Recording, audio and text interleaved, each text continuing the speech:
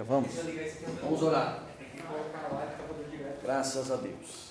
Senhor nosso Deus, Pai bendito e soberano, no nome de Jesus queremos tributar ao Senhor gratidão, honra, louvor e majestade. Uma vez mais suplicamos o teu favor, ó Deus, que o Senhor traga a nós o conhecimento à luz da tua palavra, rompendo o comichão dos nossos ouvidos, permitindo-nos, ó Deus, multiplicar a fé, contanto a fé vem pelo ouvir e o ouvir pela tua palavra. Senhor, traga os que estão a caminho e aqueles que aqui estão, dá-nos da sua bênção, para a glória de Deus Pai, em nome de Jesus. Graças a Deus. Glória a Jesus. Queridos, nós estamos hoje prosseguindo aí, ainda com a introdução na homilia, tendo em vista aí a nossa aula de semana passada, só reforçando aí um assunto muito importante, tendo aí a ausência do Foster, eu preciso aqui vaticinar novamente quais são os 3 pilares da homilia. Vocês estão lembrados disso aí? Sim ou não? A ausência do Foster os 3 pilares da homilia. Estava aí, Foster? Você ficou com falta aqui na chamada. Professor, arruma um pano para mim. Quais são os 3 pilares? Depois você vê isso aí, Foster. Oratória, eloquência e retórica. Muito bem. Oratória, retórica e eloquência. Oratória, eloquência e retórica, como foi explícito no nosso quadro. E nós paramos semana passada exatamente nos requisitos básicos. Isso aqui é básico, não é nem requisito complementar, é um requisito básico. Um pregador que não tem esse requisito não pode nem ser chamado de pregador.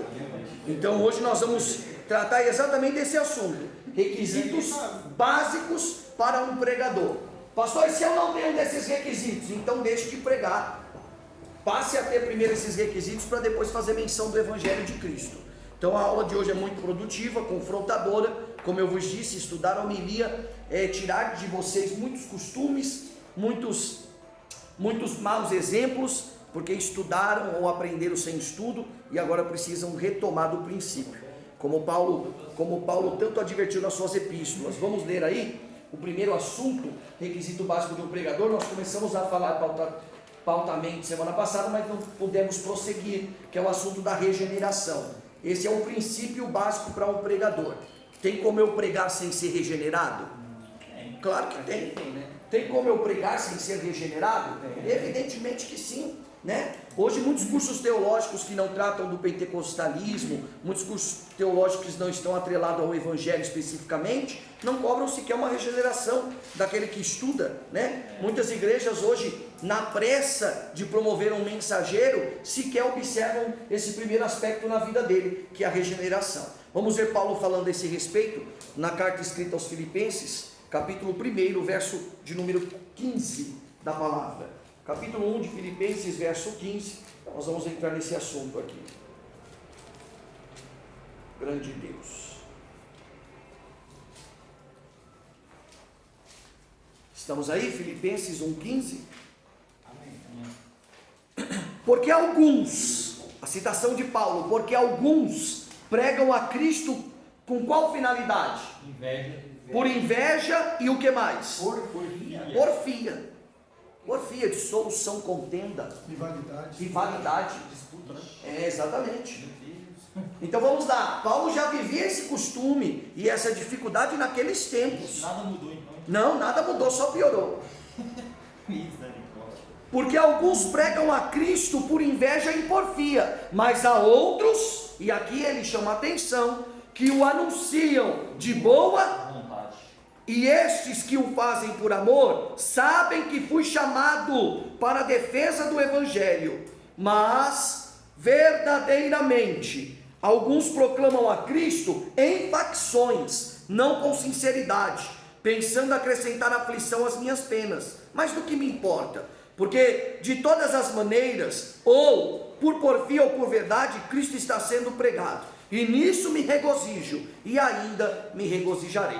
Então a citação de Paulo aqui, ele está vivenciando a flor da pele, porque esses da qual ele explicita aqui que pregam Cristo por porfia, são exatamente os seus contemporâneos de Jerusalém, que o atacavam diretamente.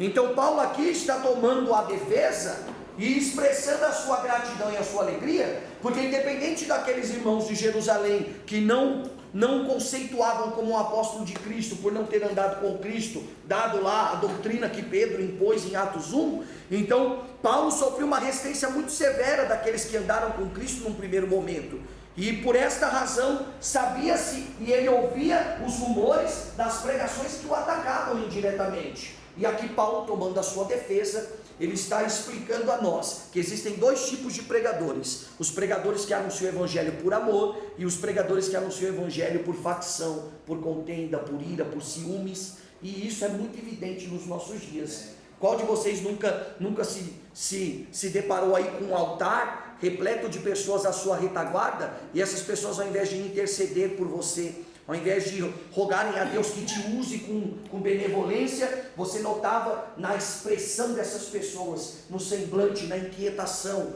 né? No pouco caso, nos gestos, aquela gana da porfia de não querer ver Deus te usar, ou de querer ser melhor do que você. Então essa é uma realidade que nós enfrentamos hoje, e todos eles também são pregadores, como muitas das vezes nós podemos ser enquadrados nesse assunto. E aonde está a raiz deste problema? A raiz deste problema está na ausência da regeneração, porque aquele que não nascer do Espírito, evidentemente não vai ter o fruto do Espírito. Não são os frutos, é o fruto. Se eu não tiver o fruto do Espírito, que traz consigo gozo, paz, longanimidade, benignidade, bondade, temperança, mansidão, eu não vou conseguir executar. Eu não vou conseguir pregar por amor, eu vou pregar por porfia, eu vou querer ter um rendimento maior, eu vou fazer da ministração do Evangelho algo que é mercador, né? A minha palavra é melhor do que a sua, a minha manifestação é mais esplêndida do que a sua, quando não, na verdade, o Evangelho é um só, e cada um deve ser usado conforme o Espírito Santo. Está registrado em Corinto, conforme o Espírito Santo achar útil. O Espírito Santo nunca vai ver em você a mesma utilidade de você, porque ele vai florescer em você o chamado espiritual à medida do natural, né? A natureza vai revelar o espiritual. Então nós precisamos compreender isso aqui. Requisito básico de um pregador: é necessário nascer de novo. A quem Cristo recomendou isso? Nicodemos era o quê? Então Jesus já estava tratando a homilia. Tem muito crente aqui que não estuda homilética, porque diz que a Bíblia não fala de homilética. Tem crente que fala: para que estudar homilética? A Bíblia não fala de homilética. A palavra homilética não vai existir mesmo nela.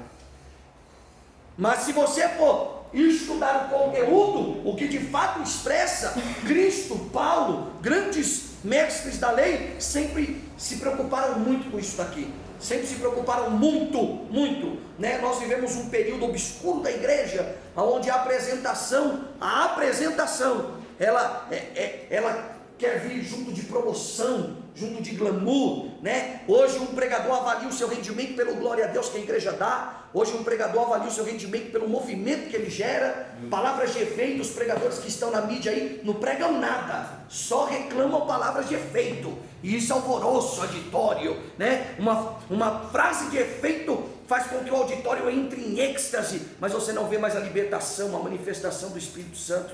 O Evangelho tem andado aí perdido na boca dos pregadores, e é por isso que nós estamos aqui estudando homilia, tá? Então o primeiro fundamento e o mais essencial, por isso é ele, o primeiro é a regeneração. Os falsos pregadores, eles não são regenerados, eles não são. Vamos ler um texto a esse respeito, Gálatas capítulo 1. Perceba que é Paulo quem tem aí a supremacia de todo ensinamento da homilia, porque coube a ele aí doutrinar uma igreja que até então não era doutrinada. Qual de vocês aqui já pregou e já deu um ensinamento? Fez os dois, levante a mão assim. Já pregou e deu um ensinamento. O que é mais difícil? Pregar ou ensinar? Ensinar é mais difícil. Expressar a doutrina é muito difícil. O ide por todo mundo e pregar o evangelho remete à pregação. Mas nós nos esquecemos do versículo posterior que diz: ensinando-os a guardar todos os meus mandamentos, que é o discipular. O discipular é muito difícil.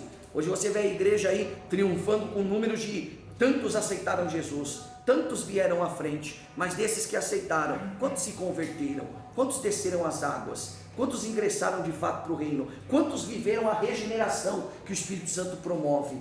Então esse é o papel do pregador genuíno das Escrituras. Não é o compromisso em animar o público, é o compromisso em pregar a palavra que liberta. Vamos achar aí Gálatas 1, verso 15. Posso ler? Amém. Mas, quando foi do agrado de Deus, que me separou desde o ventre da minha mãe, e me chamou pela sua graça, revelar o seu Filho em mim, a fim de que eu certamente o pregasse entre os gentios. De imediato não consultei nem carne, nem subi aonde? Jerusalém. Aí, provando o que acabamos de ler em Filipenses. Nem subi a Jerusalém, aos que eram apóstolos antes de mim, mas parti para a Arábia, e voltei de novo até Damasco. Paulo sabia que seria rejeitado em Jerusalém. Paulo sabia que nunca seria promovido um pregador do Evangelho. Certamente que a igreja mãe, baseado nas doutrinas que Pedro havia imposto, iria privar Paulo de pregar o Evangelho. Não entender em Paulo o papel dado pelo Espírito Santo de que ele seria o pregador dos gentios. Haja visto a igreja estava centrada em Jerusalém, no judaísmo, né? Fazer do judaísmo um novo cristianismo, e Paulo recebeu essa missão de alavancar o evangelho, levar aos gentios. Então Paulo aqui está expressando, ele sabe o objetivo da sua mensagem. Tem pregador que não sabe. Você, Foster, prega quantos anos? 9. Então, durante 9 anos você listou inúmeras mensagens, mas até o final deste curso, vocês vão descobrir que de todas as mensagens que você pregou, todas elas devem ter um objetivo em comum. E qual é o objetivo do pregador? Tem pregador aí que prega anos e não sabe qual é o objetivo da mensagem. Qual é o objetivo da sua mensagem? Para que você prega? Você prega para avivar o povo? Você prega para restaurar o povo? Você prega para salvar o pecador? Se você prega para salvar o pecador, então você não deve pregar para doutrinar a igreja, e sim para salvar o pregador. Então você tem que primeiro saber qual é o seu chamado, qual é a sua incumbência, qual é a tarefa que Deus te deu. Porque Paulo era pregador dos gentios. Em contrapartida, Pedro tinha o seu posto. Pedro era o pregador da igreja dos judeus convertidos. Cada um no seu ofício, cada um no seu chamado, mas todos pregando o evangelho. Então é muito importante você saber isso, porque às vezes você quer se comparar a um outro pregador e a objetividade da mensagem dele não é a mesma da sua. E aí você vai perder a sua autenticidade, você vai perder o seu chamado. E quando você perder o seu chamado, você vai comprometer o dom que o Espírito Santo investiu em você. Olha como isso aqui é importante, irmãos. Uma aula que parece tão fútil, tão vaga. Se você não sabe qual é o objetivo de Deus para a sua vida, em qual área o Espírito de Deus quer te usar, você vai dar murro em ponta de faca. Porque você vai tentar ser usado como outrem que tem um objetivo diferente, tem um chamado especial, e você vai ficar naquele meio termo. Nunca vai ver o sucesso do seu ministério, porque sequer sabe qual é o seu ministério. É a mesma confusão da igreja. Quem é pastor quer ser doutor, quer Isso. ser mestre. É o problema dos ministérios. O mesmo problema.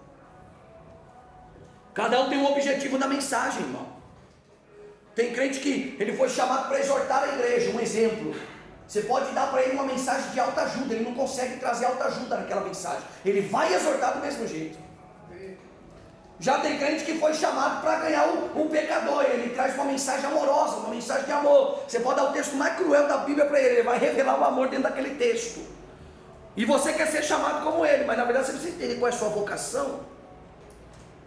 Então Paulo sabia da vocação dele, e ele não perdeu tempo. Ele disse, eu podia ter ido até Jerusalém, mas eu já sabia para que eu fui chamado. Paulo está dizendo isso, eu sabia que eu fui chamado para pregar para os gentios, então não ia perder tempo em Jerusalém. Eu já peguei o barco e fui embora para outro lugar, fazer a missão que o Espírito de Deus tinha delegado a mim. Por essa razão o sucesso do ministério de Paulo ser tão rápido, tão evidente, a ponto da igreja de Jerusalém ter que mandar missionários para lá, para ver o que Paulo estava fazendo de diferente, que a igreja lá crescia e florescia, e a de Jerusalém estava emperrada.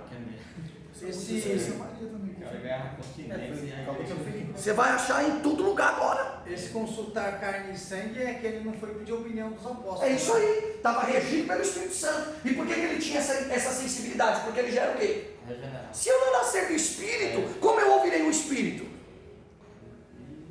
Pastor, podemos dizer assim que Paulo não foi ungido a nada e já foi fazer a obra. Exatamente. Ele não tinha o título e o reconhecimento. Então, mas hoje não tem mais essa aceitação, né? Que tinha, por exemplo, um cara fala assim, a partir de agora, Cristo revelou-se a mim e eu vou sair pregando por aí.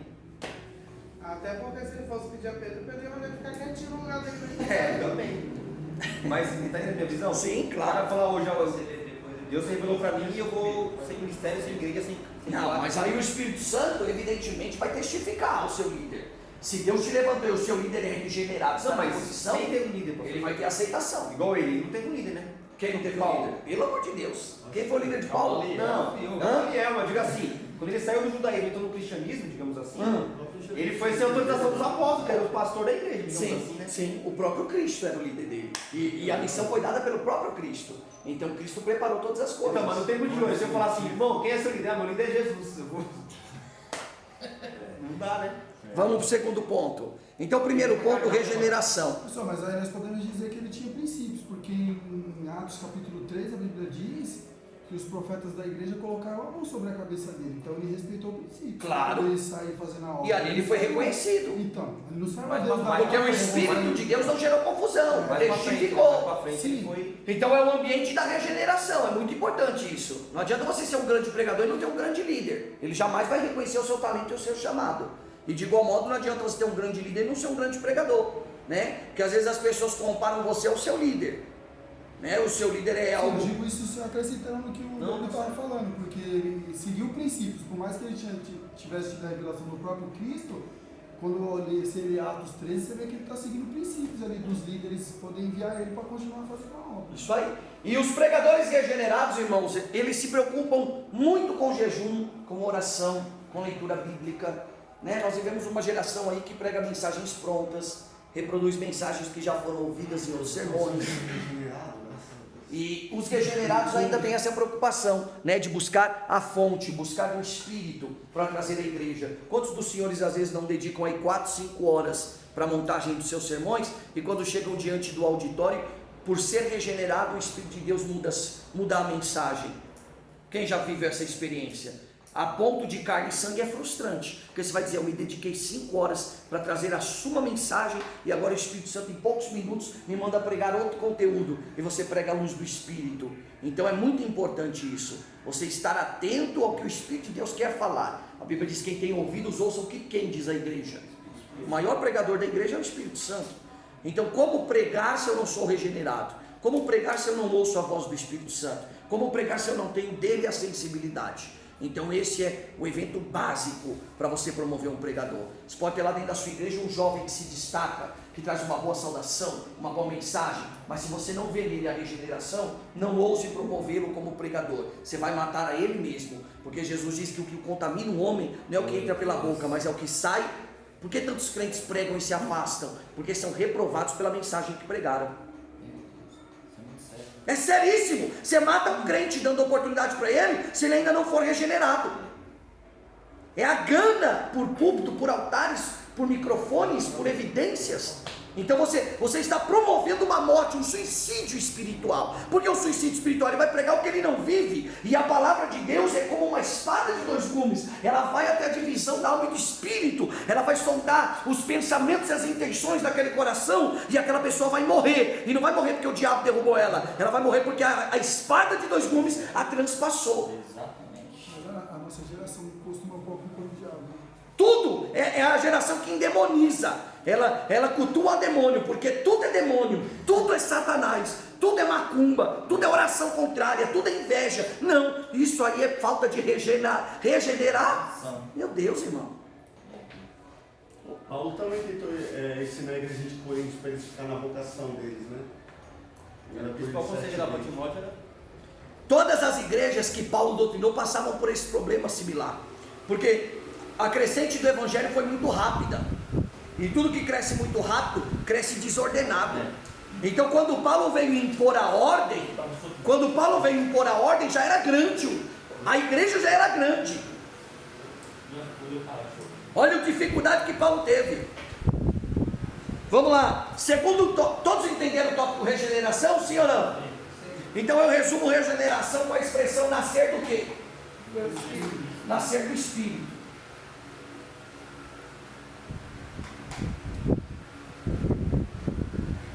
Cristo iniciou seu ministério com quantos anos? Cumprindo lá a lei sacerdotal, que o sacerdote só entrava em eminência aos 30 anos, de fato é verdade. Mas Cristo só trouxe a sua primeira mensagem depois que ele foi regenerado. Mas ele, sendo filho de Deus, passou pela regeneração, evidente. O que não nascer da água não nasce do Espírito. Você não vê Cristo pregando para João Batista, mas João Batista pregando para Cristo. João Batista está pregando para o verbo.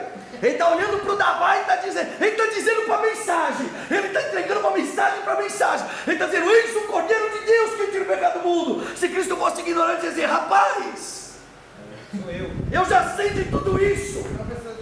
Mas João Batista está pregando para o pregador. João Batista está entregando a mensagem para o verdadeiro mensageiro. Mas Jesus não ousa abrir a sua boca enquanto os céus não confirmem: eis o meu filho, em quem a minha alma se deleita. E o Espírito vem de forma corpórea e repousa sobre ele. A partir dali, Cristo inicia o seu ministério como um pregador do Evangelho de Jesus Cristo. E ele prega esse Evangelho incansavelmente, 3 anos e 3 meses, até que grita no Calvário: teletestai, e cumpre todas as leis, para que haja vida em nós. Então, nós vamos agora tratar da vocação, que eu quero correr isso aqui para ir para a página traseira aqui. O que é vocação? Chamado. Isso, uma palavra mais simples. Vocação é o chamado. Isso aqui parece simples, mas é confuso. É confuso. O que há mais dificuldade em nós? Entender o nosso chamado. Tem crente que está na igreja há tantos anos, não sabe para que ele foi chamado. Ide por todo mundo pregar o evangelho a toda criatura. Isso daí é a vocação da igreja, o corpo de Cristo. Qualquer um pode pregar o evangelho a toda criatura. Mas dentro do evangelho, qual é a boa nova que você tem que anunciar? Que tipo de boa nova você foi chamado para anunciar? João Batista sabia para que ele foi chamado. João Batista, ele tinha esse entendimento. Ele falou: rapaz, eu sou um pregador, mas eu sei qual é a minha mensagem. A minha mensagem é só preparar o caminho. Ponto final. Eu não vou pregar do caminho, isso aí não me condiz.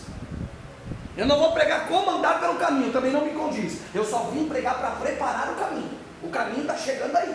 A minha função é só preparar o caminho. E eu sei qual é o teor da minha mensagem. Para preparar o caminho, a minha mensagem é essa: arrependei-vos, porque é chegado o reino. 30 anos pregando a mesma mensagem. Ninguém cansava de ouvi-lo, porque a Bíblia diz que todos os dias o Jordão enchia, o deserto ficava lotado de gente para ouvir a mesma mensagem. Quem é que faz isso hoje? Hoje fala que o pregador não pode repetir a mensagem. Então, a gente se cobra sobre isso. Mas você já tentou repetir uma mensagem? Se você conseguiu pregar ele igual, você merece um troféu. Que isso é impossível. Se você for regenerado, você nunca pregará. Você pode pregar o mesmo versículo, o mesmo capítulo, mas você nunca pregará a mesma. Meu Deus do céu, irmãos. Nunca, nunca. João Batista sabia o papel dele. É aqui, eu prego aqui. O meu chamado é esse. Essa é a minha vocação. Então entender a vocação é respeitar limites. Deus sempre trabalhou com limite. Tudo que Deus determina tem limite. E o limite é muito importante. O único que não sabe respeitar limite é Satanás. Então o que tem pegado os cristãos hoje, os pregadores, é a síndrome do luzeiro, que não sabe qual é o seu limite, quer avançar o limite, quer ir além do limite, quer exercer o chamado que não foi chamado. Isso aí gera um problemão dentro da igreja. Então vamos ver a respeito disso aí, vocação, chamado. Efésios capítulo 4.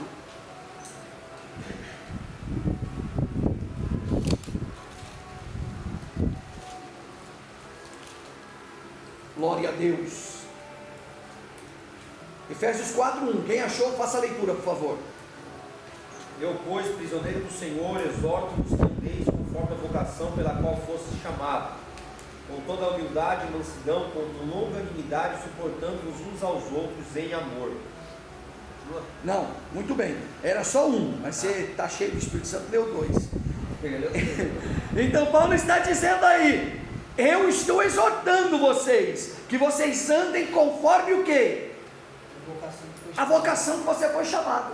Então, Paulo está pregando para alguém que tem que ter entendimento de qual é a vocação. Porque Paulo não está explicitando qual é a vocação. Paulo só está dizendo que você tem que saber qual a vocação que você foi chamado. E ele não está pregando para os gentios nesse momento, ele está pregando para a igreja. Uma igreja que já está instalada em Éfeso. Então ele está pregando para crente, para cristãos. E ele está dizendo: dentro de vocês existem inúmeros chamados. Então você faça e conserve e ande conforme aquele que você foi. Só que aqui tem um segredo nesse texto, e o segredo está sitiado no verso 4. Eu vou ler o segredo para vocês aqui, ó. Posso ler o 4 aí? Ó, porque há um só corpo e um só, do mesmo modo que há uma só esperança da vossa, pela qual você foi. Paulo está separando o chamado da vocação. E eu quero que vocês entendam isso aí. Vocês têm que ter mente de teólogo, você tem que olhar para o texto e entender. Paulo aí no 4 está separando o chamado da vocação. Eu vou pautar aí, por favor. Eu vou pautar para vocês. E ele está dizendo o seguinte: a sua vocação tem esperança em usar o seu chamado. Ó, vou repetir. A sua vocação, ô Marcelo, a sua vocação, ela espera você usar o seu chamado. Como vocês me explicam isso? O que pesa mais aí então, a vocação ou o chamado? Quem é maior? O chamado. Porque a vocação vai agir de acordo com o chamado. Está escrito isso aí. Isso, você chegou onde eu queria. Nunca, jamais Deus te dará uma vocação que não respeite o seu chamado. Deus nunca te dará uma vocação espiritual desrespeitando a vocação que você já recebeu natural.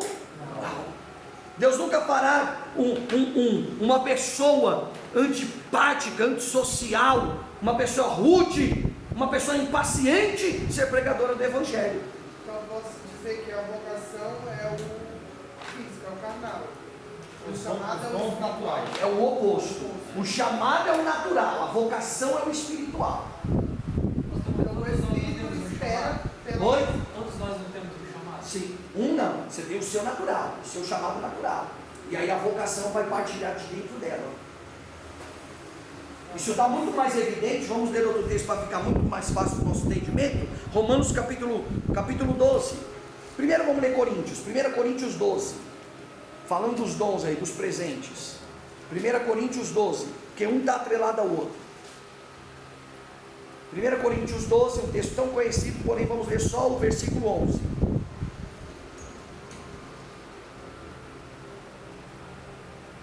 Ó, preste atenção aí. Mas todas estas coisas as opera em um só, e é o mesmo quem? O Espírito com E maiúsculo, está escrito E maiúsculo aí? Então reporta ao Espírito Santo, ao Espírito de Deus. É o Espírito Santo quem as distribui a cada um como? Então a distribuição ela não é igualitária, a distribuição é mediante a vontade divina. E o que o Espírito Santo vai agir como coerência para te dar um dom? Qual é o recurso que o Espírito Santo vai usar para dizer assim: bom, Marcelo, o seu é a palavra, toma aqui a palavra. Qual é o princípio que o Espírito Santo usa para isso? Isso, o seu chamado. Por isso que ele tabernacula em você. Por isso que em Romanos 8,16 está escrito: porque o teu Espírito testifica. O que é testifica? Eles concordam. Então quando o Espírito Santo habitou no seu espírito, ele chegou no seu espírito, que é a sua caixa preta. Quem lembra dessa aula de antropologia? E ele disse assim para a sua caixa preta: qual é o relatório desse cidadão aqui? Aí o Espírito humano deu o relatório para o Espírito Santo. O Espírito Santo deu o relatório e falou: bom, para esse camarada aqui, toma esse presente, vamos embora. Então a vocação é baseada na sua personalidade.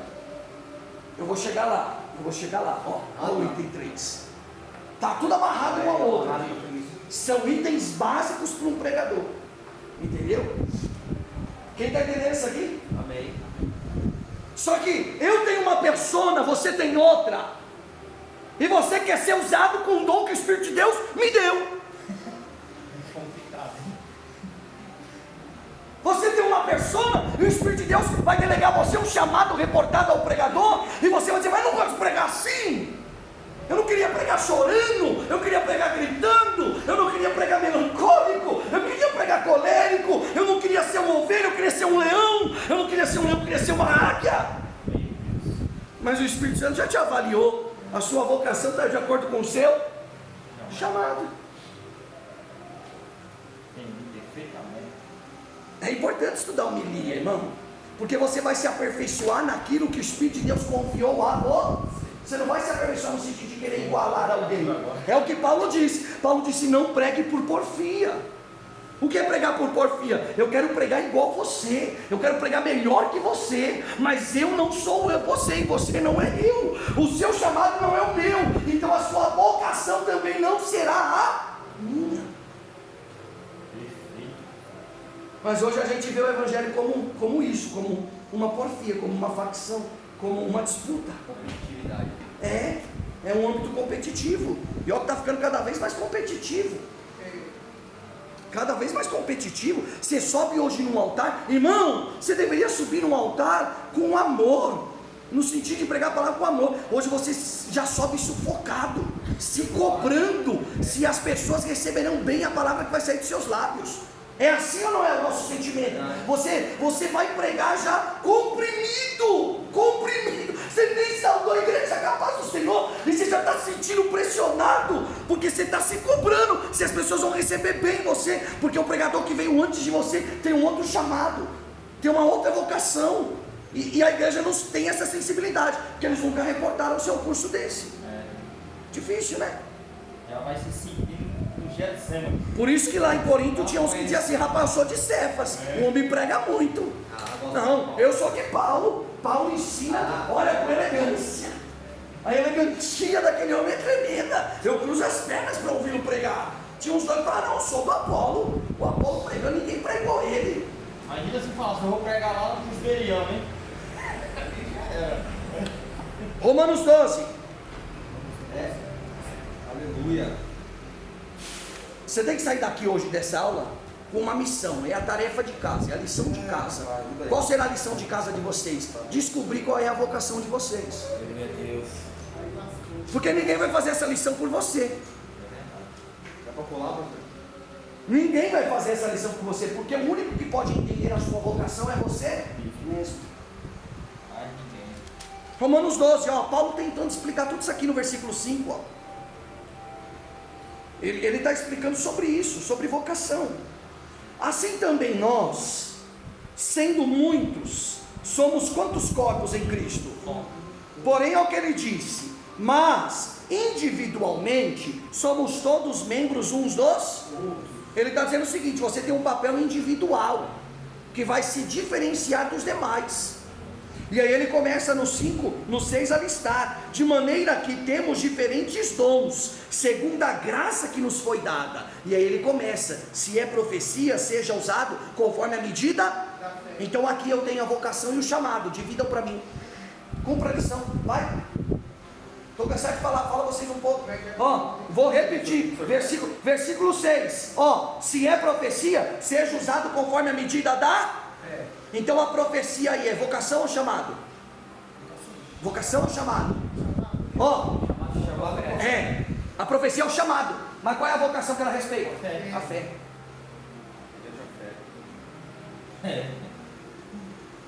Porque um profeta precisa ter fé. Como é que você profetiza algo que nem você crê que vai acontecer? Hein, ô varão? Como é que você vai pregar na igreja? Jesus está aqui, se você não crê que Jesus chegou. Aí você vai pregar com a voz monótona: Jesus está aqui, entrou ali agora. Irmão, Jesus está curando, viu? Olha a explosão do cara, olha a voz que ele está reportando. Ô, mano, irmão, levanta a sua mão aí, você no fundo. Jesus está entrando na sua casa.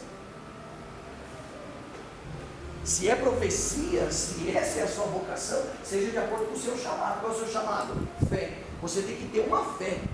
É porque se automaticamente eu tendo fé, eu já posso profetizar. É isso. O Espírito Santo não é bagunçado. Ele não vai dar dom de profecia ou promover como um profeta ao ministério de profeta lá de Efésios 4:11, se o camarada nem fé tem. Vocês estão entendendo isso aqui, irmão? Então aí você fica: Deus me usa como profeta, e você não tem um mínimo de fé para isso. É um Gideão da vida que fica: Deus me dá mais um sinal se o Senhor é comigo. Como é que os profetas da igreja vão ser assim? Se o profeta tem que impor autoridade, e a sua autoridade é medida pela sua fé. Deus manda fazer isso e faz. Você não questiona. O profeta é um tipo de Elias. Deus não mandou, mas eu tenho fé, fica tranquilo, segundo a minha palavra. Eu quero ser Elias, mas você tem um chamado, você tem a vocação. Você tem que entender, porque um está casado com o outro. Tem que testificar. Então aqui Paulo está separando o assunto. Paulo está separando o que é vocação, o que é chamado. Vamos para o segundo, vamos ver. Se é ministério, seja em. Então aqui é muito simples, porque a palavra ministério no grego quer dizer serviço. Então, se é serviço, seja em servir. Como é que ele vai pôr uma pessoa que não gosta de servir para ser trabalhada no serviço? Então, aí, nesse caso, o chamado a servir, e a vocação é você ter o desejo de servir. Você faz por amor. Você não faz porque quer algo em troca, não faz porque quer ser visto. Você faz porque ama servir. Tem pessoa que tem, isso é dom natural. A pessoa tem, a vocação dela é natural, o chamado. Ela vai ter que exercer isso aqui com muita supremacia. Tem pessoa que foi chamada para isso. Você não precisa pedir, ela está ali te servindo. Ela nem deveria te servir, mas ela está ali te servindo. E o prazer dela está nisso. E detalhe, senhores, isso aqui é listado na Bíblia como um dom do Espírito. A gente pensa que dom é só os de Coríntios 12. Isso aqui é dom. Servir é um presente. Paulo teve um presente. Qual era o nome do presente de Paulo? Quem é o cidadão que servia Paulo? Timóteo. Elias teve um presente desse aqui. Quem era o ministério de Elias? Eliseu. Coisa boa encontrar um desse na sua vida. E que faça isso por amor, sem cobrar, sem pedir nada em troca. Tão forte isso que Josué capítulo 1 fala que Josué era servo de Moisés, né? Faz questão de ressaltar no versículo 1. Moisés, meu servo, e Josué, servo de... Olha a hierarquia. Josué não tomava a frente de Moisés para Deus falar diretamente com ele. Isso aponta que Josué só ia conseguir chegar onde chegou porque primeiro ele aprendeu a servir Moisés. Tem gente que quer chegar... Deus respeita a hierarquia. Josué não podia tentar dar uma rasteira no Moisés para Deus falar direto com ele? Hoje em dia é assim. Está só esperando Moisés cair para tomar o lugar dele. E aí a lepra disse bem o que aconteceu com ela. Então, isso é Bíblia, meus irmãos. Agora a mente de vocês vai flutuar, vocês têm que achar. Então a partir de hoje vocês têm que olhar um personagem dentro da Bíblia, encontrar o ministério dele, encontrar lá a vocação dele e saber que está atrelado ao chamado.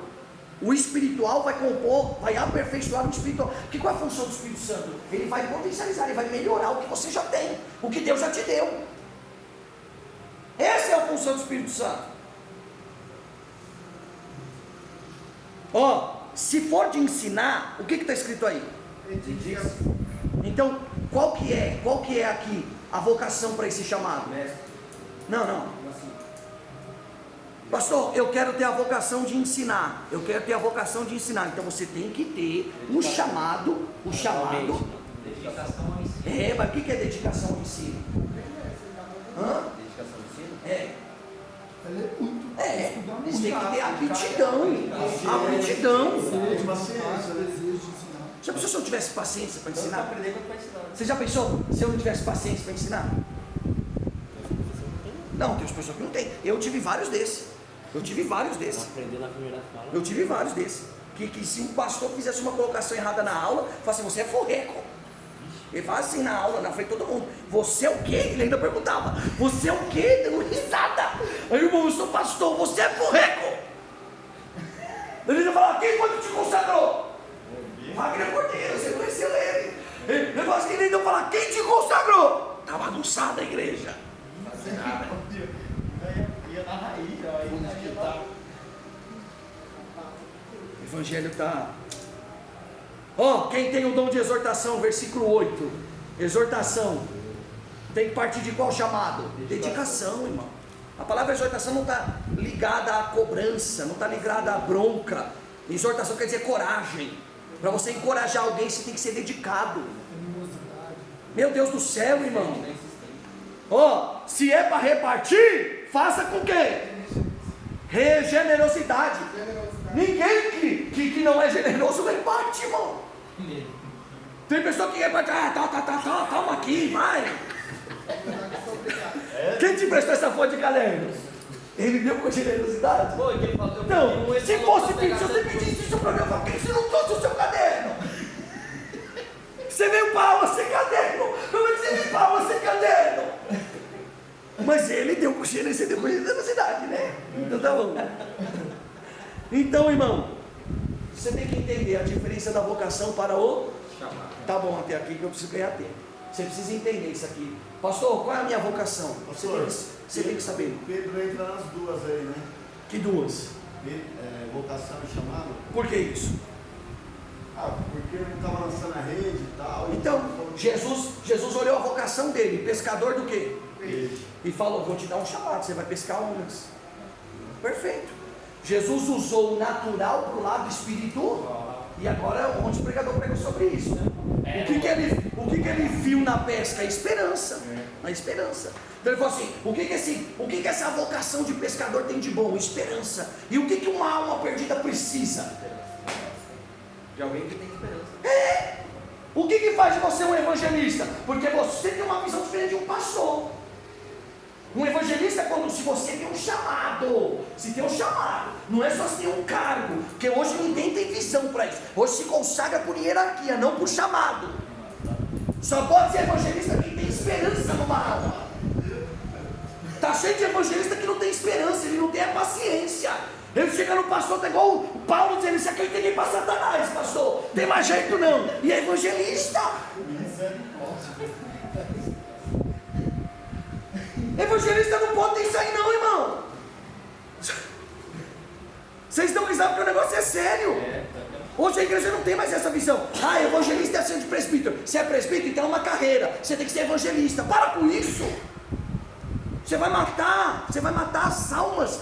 Você vai matar a vida desse cara. Porque você vai dar a ele um chamado que não é a vocação dele. Ele vai morrer espiritualmente, porque ele não vai usufruir do ministério que Deus confiou a ele. E ele vai matar quem for te colocar diante dele. Então é muito importante isso aqui. Você precisa hoje sair daqui descobrindo qual é a minha vocação e qual é o chamado que Deus vai me dar mediante a minha vocação. Pastor, tem igreja que um jovem é presbítero, né? Então, Eu acho isso errado, né? você acha? Quer dizer, Superintendente, no original do grego é superintendente, aquele que administra. Como é que você põe um jovem que não tem uma vida financeira? Ele não sabe administrar uma vida financeira, ele não sabe administrar um lar, ele não sabe administrar um casamento, ele nunca administrou nada. E você põe ele para administrar a igreja. É que a maioria dos presbíteros também não sabe nem o que é o papel de um presbítero. As pessoas veem hoje isso aí como uma carreira. Nossa, quando acontece da pessoa, já foi ungida lá, se não foi? Aí pega a bucha, segura a bucha e vai com fé. Esperar o pastor. Segura a bucha e vai com fé, porque você não pode ir. Porque agora, vamos lá, Vai falar com o pastor que ungido de novo. eu sou chamado pelo diácono, mas me ungir a pastor, e agora? E aí?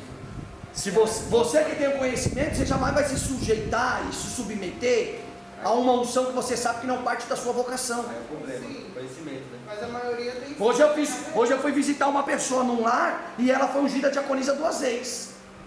Já era diaconisa e ungiram ela de novo diaconisa. Pegou a primeira, De tão bagunçado que está o evangelho. A terceira vai ser missionária. Meu Deus do céu, eu falei para a irmã: você se sujeitou a isso? Ela falou assim: eu fiquei com dó de expor o pastor na frente da igreja. Ah, ficou com dó de expor o pastor na frente da igreja.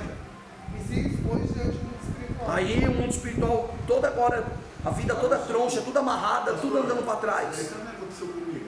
Foi ungido 2 vezes. Não. Erraram na unção e agora não dá para consertar. Você é o que, Dimas? Presbítero, é como evangelista. O próprio pastor falou. Então, mas por que não dá para consertar? Lá é outra situação. É? Lá o presbítero é superior ao evangelista? Não, um antes, né? Então você pode ser evangelista ainda, calma. Não, mas Dá para consertar. Eu também não. Mas lá geralmente não Geralmente, consagra Ah, vai direto ao pastor. já vai direto. Do presbitério vai direto para o pastor, não vai para o evangelista. Ele faz assim: presbítero casado, evangelista solteiro. Geralmente passa de Entendi. Enfim, vocês entenderam a diferença da vocação para o chamado? Diga assim comigo: meu chamado será de acordo com a minha vocação. Sempre.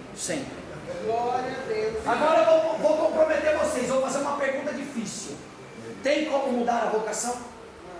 A vocação? É. Porque se eu mudar a vocação, eu mudo o chamado. Tem como mudar a vocação? Tem que mudar a vocação, não tem como mudar o chamado, né? Vamos lá. E aí? Tem como mudar a vocação? Eu acredito que sim. A vocação espiritual, dá para mudar isso? Tem como? Eu estou perguntando, você está me fazendo. Você tem que me responder, não? O Jonas quis mudar e não conseguiu. Vocação é o que nasce em você, chamado é o que Deus vai usar de acordo com a sua vocação. Tem como eu mudar a vocação? Não entendi, pastor. Pastor, eu expliquei errado. Vou pela última vez, hein? Vocação nasce comigo. Natural. Oi? O chamado não é o natural. É, você falou. Então inverte aí. Vocação é vocação. Deixa eu escrever na lousa. Vocação é o que nasce. Vocação. Natural. Chamado é o. E espiritual. Ah, tá. Então eu escrevi errado. Acho que tem. Ó, calma aí, vocação natural, Jesus mudou de Pedro? chamado espiritual. Não, ele não mudou de Pedro. Continua sendo pescador. Ele não mudou de Mas Pedro. ele começou a apacentar lá. Ele mudou o caráter. Ele não mudou de Pedro. O chamado de Pedro respeitou a vocação dele. Mas faz que mudar de Paulo. Mas ele não começou a apacentar depois? O que Pedro era? O que Paulo era? Paulo era o quê? Fariseu. Se tornou o quê? Um mestre. O mesmo.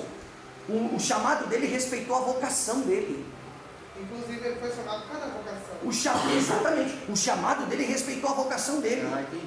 E por que Jesus falou que muitos são chamados e poucos escolhidos? Não, aí é chamado. Aí é salvação. Pastor, mas eu entendi o que o Johnny Springs colocar. Eu só não soube me interpretar, né? Porque quando Jesus Só tô chama Pedro, mineiro. É que eu não sou tão ele inteligente. fala que vai fazer de Pedro um pescador de homens, um evangelista. Entendeu? Ai, glória. Só que quando Jesus ressuscita, e ele vai João no 21. Pedro, ele manda Pedro apacentar as ovelhas. Já não é Entendeu, pastor? Ele muda essa vocação e o chamado. Calma aí. Ele muda. É, Mas na sua concepção, pescar peixes é evangelista? pra mim é. Na minha, É. fora, sair para fora, sim. A função do pastor é local. Entendeu? E agora? É que é como se eu A não tô minha, posso estar inteligente, errado, tá? mas na minha concepção o pastor é fixo, ele é local. É que eu não sou tão inteligente como os teólogos. E muitas vezes a gente vê Paulo também em muitas questões, exortando, outras nós vê ele ensinando, a outra nós vê ele pastoreando. Mas aí A minha não porque ele pergunta é é essa, apóstolo. eu estou esperando um pouquinho mais. Que pergunta? O senhor fez uma pergunta difícil, e Mas as aí respostas são não é mais porque ele é ainda. apóstolo e tem os 5 ministérios nele? Boa, Sim, é isso aí. Não É isso aí. Por isso que teve a mudança? Essa é a resposta boa. O apostolado tem É a flexibilização dos chamados. Isso aí ele vai, é a multiforme graça que Paulo disse. Paulo disse que nele operava multiforme. Mas só tem multiforme quem é apóstolo. Mas ela falou certo. Então, Pedro era um apóstolo, Paulo era um apóstolo. O apóstolo tem a multiforme. Vamos lá, reportar os ministérios. O que um apóstolo faz? Evangelista, pastor, mestre e profeta. Evangelista. Já foi. Já foi. O quê? Onde ele entra no Santiago? Tiago era pastor. Foi o grande pastor da igreja primitiva. Então essa multiforme ela só é alcançada por quem é apóstolo. Isso. Então tem como mudar. Não, você não vai mudar a sua vocação. Você vai expandir o seu chamado dentro da sua vocação. No caso é a multiforme. Isso aí com a multiforme graça do Espírito. Mas você só vai provar isso se você tiver o quê? A regeneração. Agora fica lembrando de uma pergunta que eu ia fazer. A vocação, ela também pode ser, digamos assim, o Espírito Santo, ele é condicionado a essa vocação ou não? Porque quando a pessoa deixa de ser psicossomática, vida pneumosomática, a vocação dela já era. Não, ele não está no soma ainda. Então, mas então o Espírito Santo é subordinado a essa vocação. Não é subordinado. Digamos assim. Ele vai usar o recurso que você tem. É como a aula dos temperamentos. Ele vai usar o lado bom dos temperamentos. É o recurso que você tem. Ele não A vai árvore, Romota, a árvore é a mesma. Ele só vai transformar o que era fruto mau em fruto bom. Mas a árvore é a mesma. Então falar assim, quando o Espírito é sujeito ao homem nesse sentido. Isso! O Espírito é sujeito ao profeta. Ele vai respeitar o limite. Ele vai olhar a sua árvore, você é uma árvore só. A citação de Cristo é essa: não pode uma árvore boa dar má fruto e nenhuma árvore má dar bom fruto. Então ele está falando assim: ou seu fruto é dirigido pelo pneuma, ou seu fruto é dirigido pela soma. Acabou. Mas a árvore é a mesma. Os frutos têm uma única origem. Qual é a origem daqueles frutos? A árvore. Pastor, mas para expandir o chamado, acaba mexendo com a vocação. Não. Com a vocação nunca. A vocação é a sua natureza. Personalidade. É a sua natureza. Deixa eu voltar um pouco. Se eu sou, eu fui chamado, certo? E a minha vocação, eu sou melancólico, certo? E aí dentro dessa minha vocação... Não, mas aí melancolia não é chamado. Aí vai entrar aqui na personalidade. Sim, mas está tudo amarrado ao Não, ainda não. Eu não cheguei na personalidade. A personalidade vai envolver você lá do lado dos Não, querubins. deixa eu falar. Fala. Então eu sou melancólico, certo? Eu não sou colérico. Então eu estou mais propenso de repente a um chamado de pastor, amor, cuidado, certo? Como que de repente o meu chamado ele se expande para profeta, se eu não tenho aquele sanguíneo, aquele colérico, aquela explosão? O Espírito de Deus vai ter que mexer um pouco. Aí ele não vai mexer na minha vocação natural. Ó, ele não vai mexer na sua vocação, ele vai mexer na sua personalidade. Aí a gente pode entrar um pouco sobre o que se fala do fruto, domínio próprio, esperança. Ele vai mexer aqui, ó, na sua personalidade. Porque aí a sua personalidade vai abrir os 4 leques. Lembra da aula do querubim, revelado no homem? Ele vai usar os 4 leques. Quem não fez o curso médio fica navegando agora. Ele vai te usar dentro dos 4 leques dos querubins. Você vai ter a face de leão, a face de homem, face de águia, face de boi. E aí, amém? Eu ia dar outra aula, mas já foi. Tenho meia hora para dar os outros requisitos aqui.